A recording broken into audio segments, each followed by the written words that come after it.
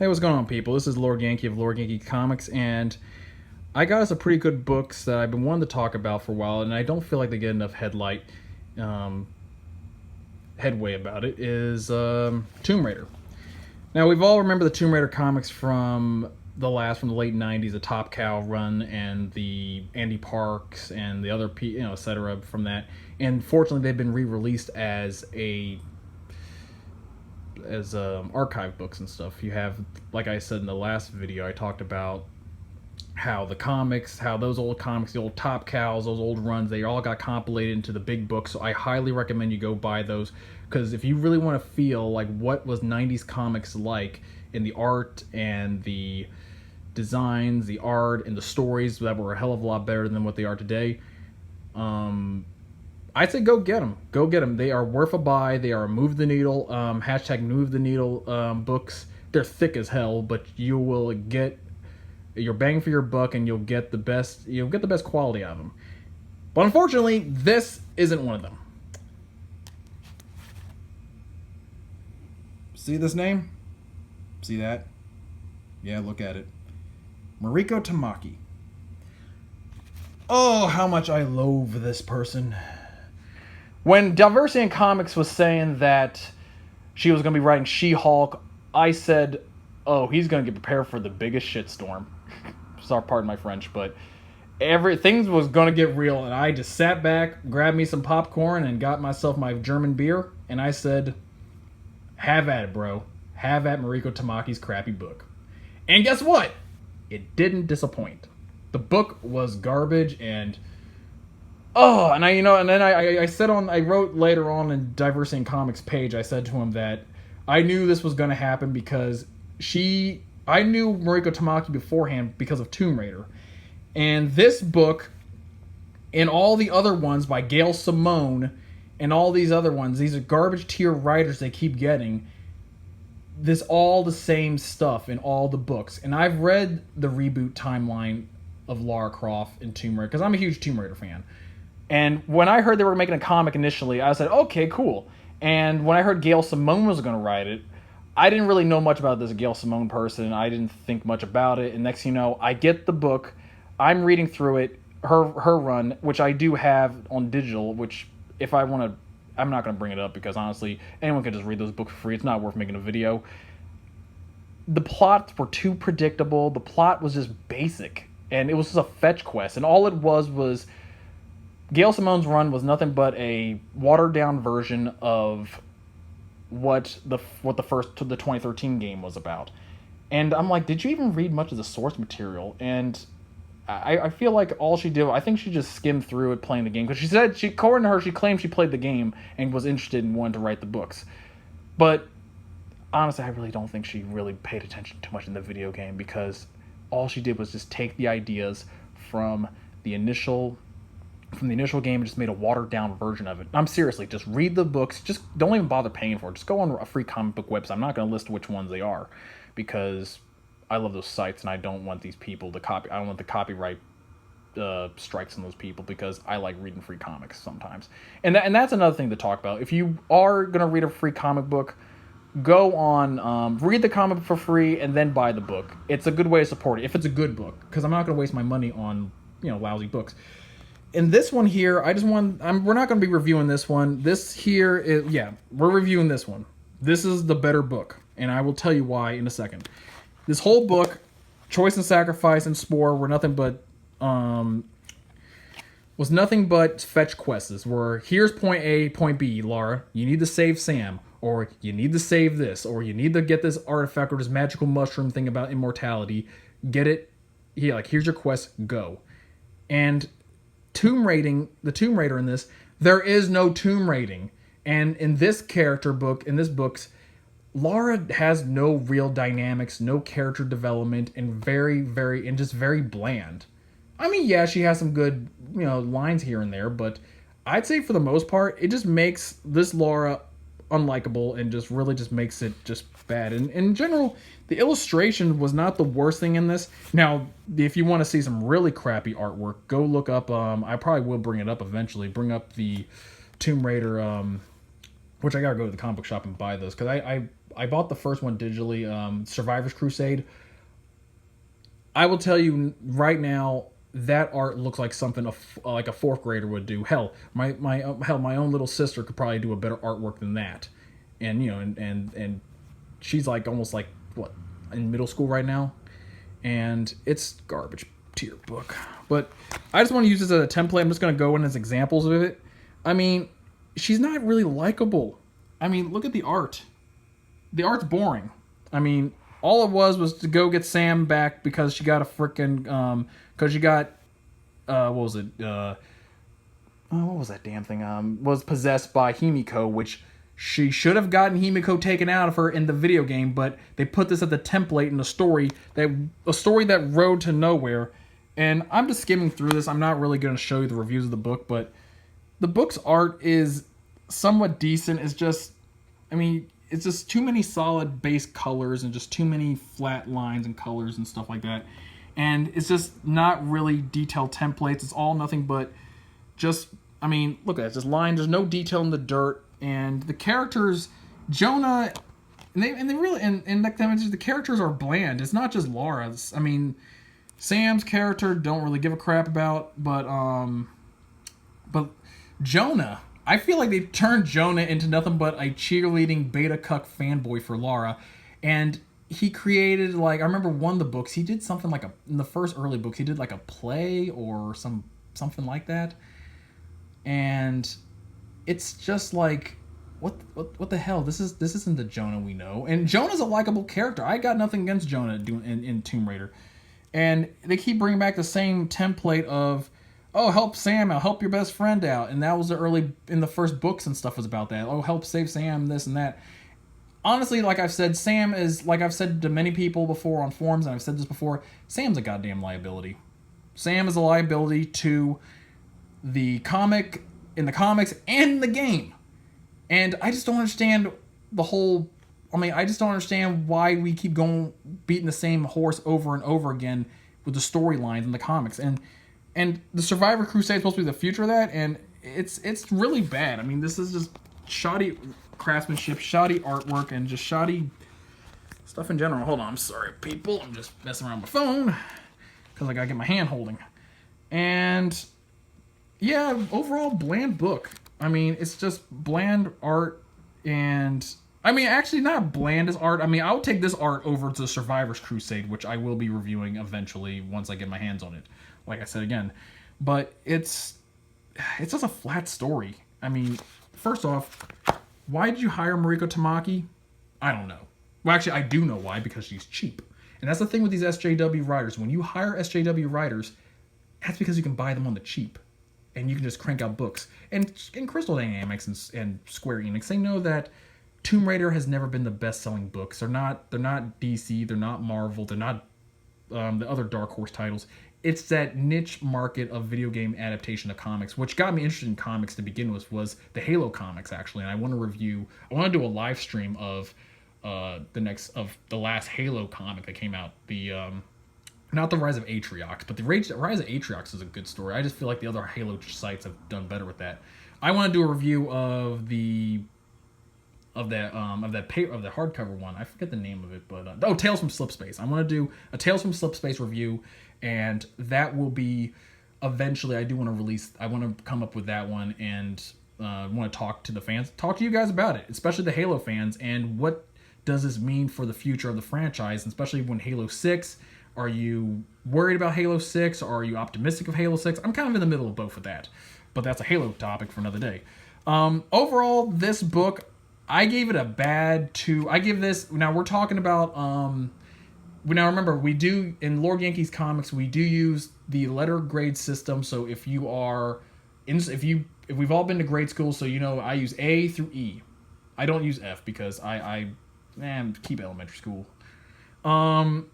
This book, I give this a solid D-. Like, the story is basic, the plot's too predictable. I will say, though, it is a little bit of a one-up over Gail Simone's run. And Gail Simone had obviously no idea how I should do a review of that book, but Gail Simone had no idea how to do that book at all. It was set up to a point where Rihanna Pratchett, the writer of Tomb Raider, had to come in and give give her a hand in finishing up the book, and just so she can get a run through and get it out the door, because I think they started noticing that the books just started becoming really crappy writing. And this is just not a good book. And I don't know why I even got it. I just got it because I just wanted to see the cringiness in the writing of it. And, and this is a new thing I've started. Every time we do get a bad book, it's going to go into something, because I don't believe in the idea of destroying books. Like how Diversity in Comics or Captain Cummings or Yellow Flash and all of them, etc., how they do it. They just rip the books and just toss it in there around. I kind of think of it more as like the Punic Wars between the Romans and the Carthaginians. Yes, the Carthaginians, the Carthaginians lost. They lost the Punic Wars, and the victors, the people who won, destroyed all of the Carthaginians, most of their civilization and their information and stuff about them. So we, as archaeologists, don't really know much about. Well, no, I'm not an archaeologist, but the archaeological community don't really know much about the Carthaginians. Even though SJW Marvel and the SJW comic scene, Comicsgate, it will be gone within the next 5 to 10 years. Or I'm hoping it within the next 5 years. But until that time, we need to just rely on. We need to keep archive of everything. We need to keep an archive of everything and anything, because when we do, because the next 5 to 10 years from now, whatever happens to the comic industry, whether it goes solely independent or whether it's solely eventually just whether we do save SJW Marvel goes back to being good comics again, whether or not you just either hire good writers or you hire TV writers. These crappy books are the black box, and this will teach us, learn from our mistakes, kind of thing. But no, this book is crap, and we don't destroy crap. If you want me to piss on it, burn on it, but no, that ain't gonna happen. And why is my hand shaking? I don't know, and I'm going to evaluate that eventually. But no, this is going into a tradition I'm starting called the Box of Shame. The Box of Shame is a box that we're going to keep everything archived in, and so that box will actually make a good Box of Shame. Yeah. Ladies and gentlemen, I behold to you the Box of Shame. The Box of Shame! But let's get to a good book. We're talking about Lara Croft and the Frozen Omen, which this is based off of the original Lara Croft set when in that tabletop game, Lara Croft and the Temple of the Osiris book game. I played a little bit of it because it was Games of Gold on Xbox, and no, you're not going to get my gamer tag. Yeah, this was actually a pretty good book. This is a solid book that will remind you. It takes the modern Tomb Raider formula, the modern version of Tomb Raider, but using the classic adventure stories and bringing it to light. And the artists and the writers of this book here, which I will go into, this felt like an old Andy Parks adventure story of Tomb Raider. It felt like it. It felt like I was reading those old books, but in a modern take of it. And this is the kind of books that you want. This is the kind of Tomb Raider books that we need. And this is the kind that you keep Lara's sassiness, you keep Lara's beauty, you don't make Lara two-dimensional. Because I read this and I felt like Lara was not two-dimensional. The people who wrote this, Cornelia Beck, I'm going to butcher that, Randy Green, Carmen Cornetto, and Andy Owens. They should be the one writing the current Tomb Raider books. They should be the ones writing the reboot Lara timeline. They should be the ones doing it, not whoever they've been hiring, this garbage tier like Gail Simone and Mariko Tamaki, which I will never, and I mean ever, forgive her for her book. But I'm not a vengeful person, so I have to forgive and forget. Well, not forgive, but just forget. And Gail Simone's hit or miss in my grace, but that's a different story altogether. This story, I feel like this book is underrated. It's never gotten its justice. It was a short 4-issue run, and I got it all in the paperback here.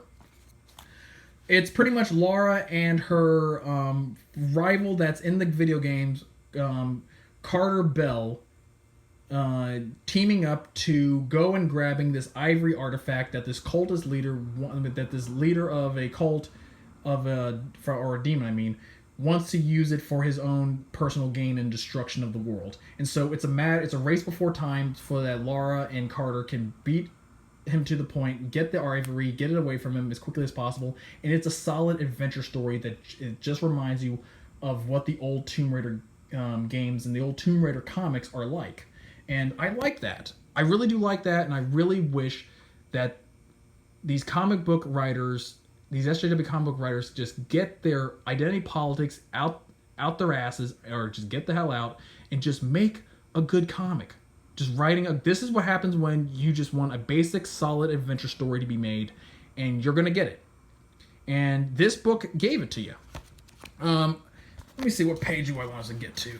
Like I said, I'm not reviewing the whole book. I mean, but look at this. I mean, look at the artwork you got here. Look at the art you get, and I mean, she actually has a nice bum and nice knockers, and you get a good story. And you don't have to be a sassy, you don't have to be a stuck-up bitch to be, to get respect in this world. And I really do love the art. I really do like the art, and that's by, John Sebastian Roseback.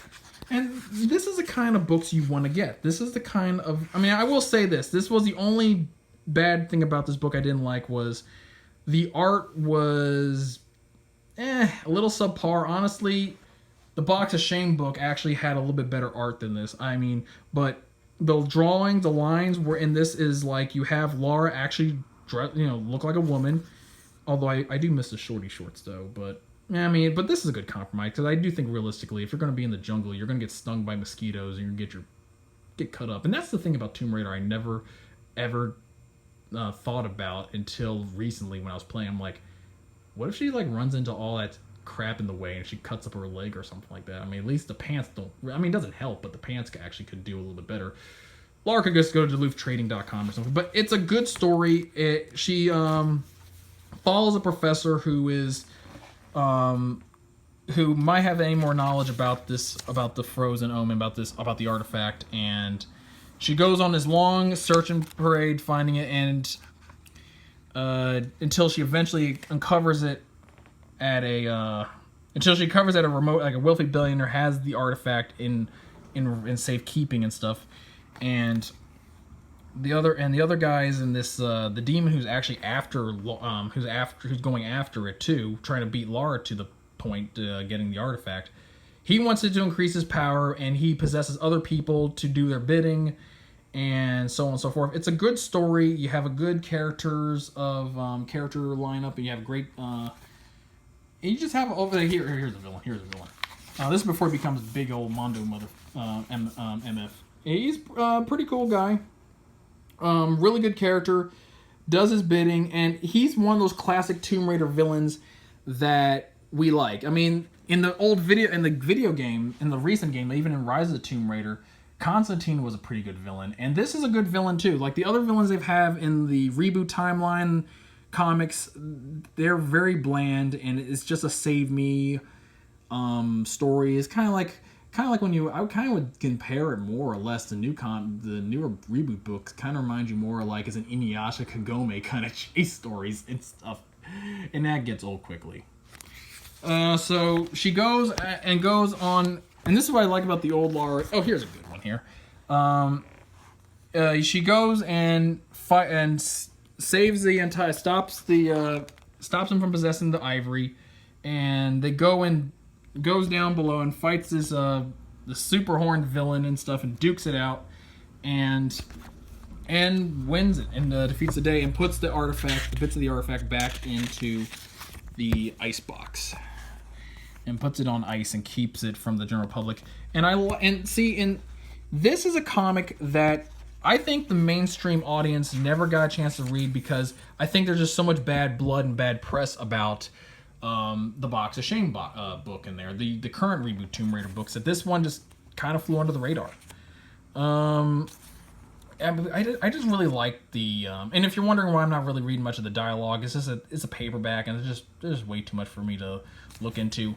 Now, if you want me to talk about a certain chapter in the book, I would, but like I said, I don't usually do video reviews about paperbacks, but I'm up to comments and suggestions that you guys want to talk about. What ones what would you want me to talk about? And overall, though, I'm getting off topic. But overall, very good book, very solid story, and the illustration. This part was so damn cool because he's in that abandoned house and he has like his and the bad guy has his cronies, and you see this is the kick-ass part where you have Lara shooting the demons with her twin pistols, and I do kind of miss that in the old Tomb Raider games and books that she just had her dual pistols and go pow pow pow pow pow, and I've shot some good pistols too. I mean, I think like what she should get is that Lara should really consider getting a Colt 1911s and stuff, Mother of Pearl grips. Like if you watch the first Tomb Raider of Angelina Jolie, those pistols were badass, and I really do want her to bring that back. I really wish that maybe in this they had, because like reboot Lara had that had the dual pistols at the end, but she's kind of more now known for her bow and arrow and pickaxe. I'm like, the pickaxe is cool, but the bow and arrow it's kind of boring. It's kind of boring. I hate glare on the screen. So she goes on a shoot and run, and overall, not a bad comic. This is a very, very good comic, and I really do like the story and defeating the monster. And of course, I'm not going to skim through all this because actually, I think I got enough for not having a copyright strike. Actually, because I don't need the copyright gods coming down knocking on my door, or the copyright FBI having their, or Google's Black Ops helicopter flying right above me. I don't need the Black Hawks flying over my house and stuff. Overall, very good book. Like I said, I don't understand why can't they get these people to write the main series instead of getting Mariko Tamaki of all people. And the current writers of Tomb Raider, I really don't have much faith in them. Overall, solid story, solid book. I wish these writers would, but then again, I would rather have Andy Parks coming back and actually doing the writing or illustration of Tomb Raider for the current books, because I feel like if they got a good writer for Tomb Raider, the books would sell better, because I've checked on Comic-Con and the books are like less than 2,000 or something like that. The last Survivor's Crusade book is shipped, actually not sold, shipped. And that's the thing is, Comic-Con books like Captain Cummings and Diversity Comics always says it's shipped. And I bring up those guys because yeah, I'm a fan of them, but I mean, I wanted to review comics that they're not reviewing, because they're more the DC and Marvel thing. But that's getting off topic again. Yeah, I tend to get off topic often. So this is a solid book, and I wish people like Andy Parks and them would really consider championing the book and trying to get this out there. And this is a definitely buy. So if you go to your comic book shop, I always say shop local, shop your comic book store, shop them, and see what kind of people they are too, because I get great customer service in my comic book shop. I really do enjoy them. I like the people there. And overall, I'd say, as much as you hear about what's going on in the news about like with Jawbreakers and these comic book shops kicking Dylan out of Mirror Comics, which that comic book store looks like a dung heap anyway. I mean, look at the person who runs it.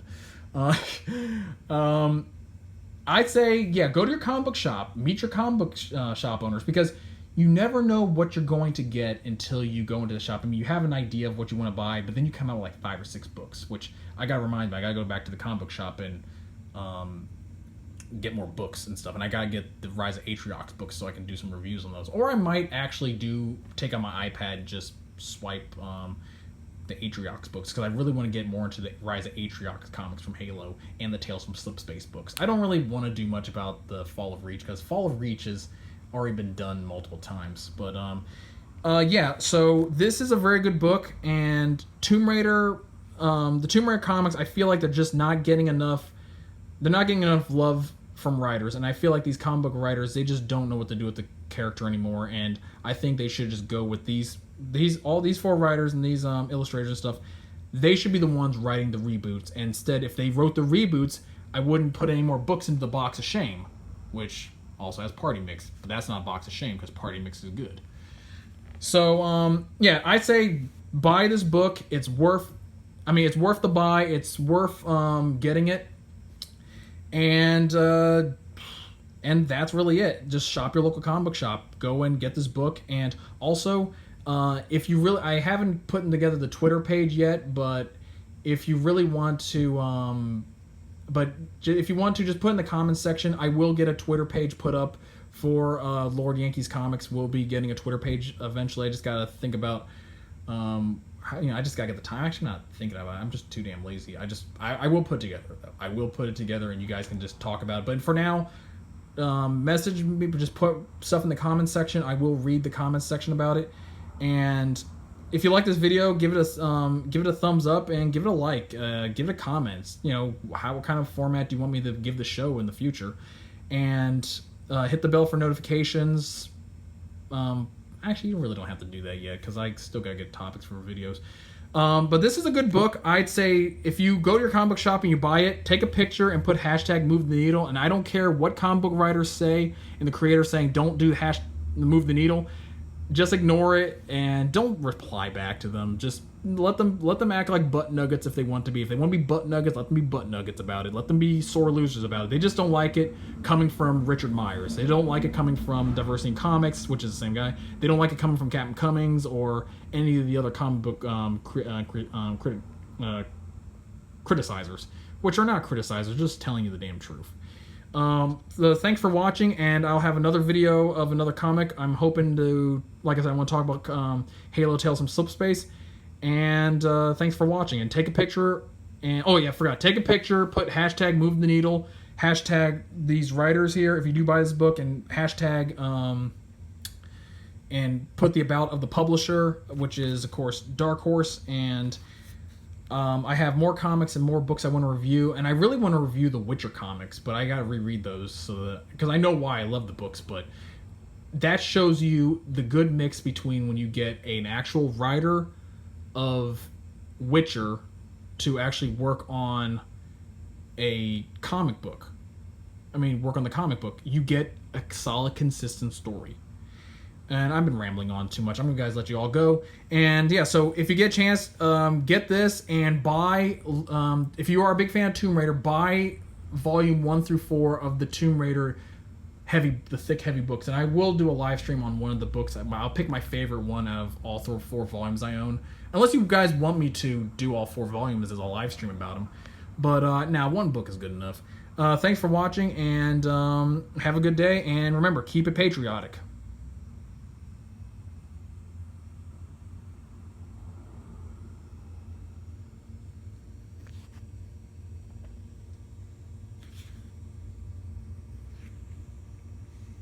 Boobies.